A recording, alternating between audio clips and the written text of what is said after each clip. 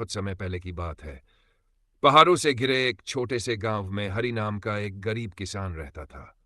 उसकी जिंदगी बेहद साधारण थी। खेत छोटा था, बैल बूढ़े थे और घर भी मिट्टी का बना हुआ था।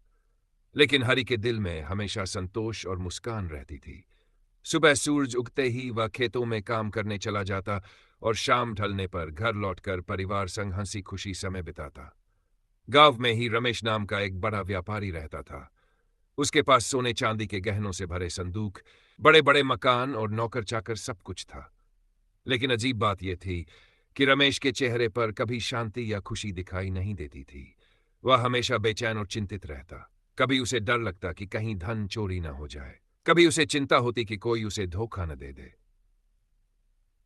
एक दिन व्यापारी ने देखा कि हरि अपने बच्चों के साथ मिट्टी के आंगन में खेल रहा है और उसकी पत्नी मुस्कुराते हुए उन्हें देख रही है। गरीब होते हुए भी उसके घर में हंसी खुशी का माहौल था। व्यापारी ये देखकर हैरान हो गया।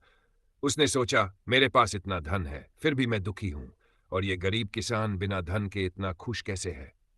अगली सुबह व्यापारी हरि के खेत पर गया और उससे पूछा, हरि भाई, तुम्हारे पास ना अच्छी जमीन है, ना धन दौलत, फिर भी तुम्हारे चेहरे पर हमेशा मुस्कान रहती है। आखिर इसका रहस्य क्या है? हरि हल्का सा मुस्कुराया और बोला, व्यापारी जी, मेरे पास धन नहीं है, लेकिन मेरे पास मेहनत है, परिवार की बात, संतोष है। जब इंसान अपने पास जो है उसी में खुश रहना सीख लेता है तो जीवन आसान हो जाता है। धन से सुख नहीं मिलता, सुख तो मन की शांति से आता है। हरि की बात व्यापारी के दिल को छू गई। उस दिन के बाद रमेश ने अपने जीवन पर विचार करना शुरू किया। उसने सोचा कि सचमुच उसका सारा समय धन बढ़ाने में ही चला जाता है, लेकिन उसने कभी अपनों के साथ खुशी बांटने का समय ही नहीं निकाला। धीरे धीरे उसने बदलाव किया। वह जरूरतमंदों की मदद करने लगा, गांव के गरीब बच्चों की पढ़ाई का खर्च उठाने लगा और किसानों की खेती में सहारा देने लगा। जब उसने दूसरों के चेहरे पर खुशी देखी, तभी उसे पहली बार सच्ची संतुष्टि का अनुभव हुआ। अब गांव वाले कहते थे कि व्यापारी रमेश बदल गया है। उसके चेहरे पर भी मुस्कान आने लगी थी, ठीक उसी तरह जैसे हरि के चेहरे पर रहती थी।